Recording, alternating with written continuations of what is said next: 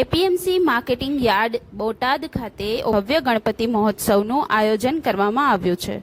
યાર્ડના ચેરમેન મનહરભાઈ માતરિયાની આગેવાની હેઠળ વિધિવત રીતે ગણપતિ બાપ્પાની મૂર્તિની સ્થાપના કરવામાં આવી તેમજ વાજતે ગાજતે પૂજન અને આરતીનું આયોજન કરાયું.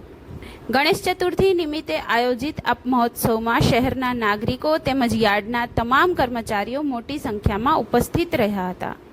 રોજે રોજ સવારે આરતી અને રાત્રે મહાઆરતી યોજાશે. સાથે જ રાસ ગરબા, ભજન અને અન્ય ધાર્મિક અને સાંસ્કૃતિક કાર્યક્રમોનું પણ આયોજન કરવામાં આવ્યું છે.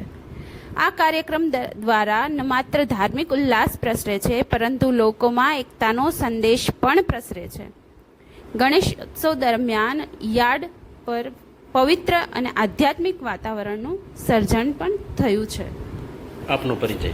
Manoharbhai Damjibhai Matariya, chairman marketing yard. આજથી સમગ્ર દેશમાં અને રાજ્યમાં ગણેશોત્સવ શરૂ થઈ રહ્યા છે, ત્યારે આ વખતે પ્રથમ વખત બોટાદ માર્કેટિંગ યાર્ડની અંદર અમે બધાએ એપીએમસી બોર્ડના તમામ સભ્યશ્રીઓએ નિર્ણય કર્યો છે કે આપણે એપીએમસી માર્કેટ મુખ્ય ખાતે ગણપત મહોત્સવ કરવો, જે અનુસંધાને 27/8/25 થી 4/9/25 સુધી ગણેશ મહોત્સવનું આયોજન કરવામાં આવ્યું છે.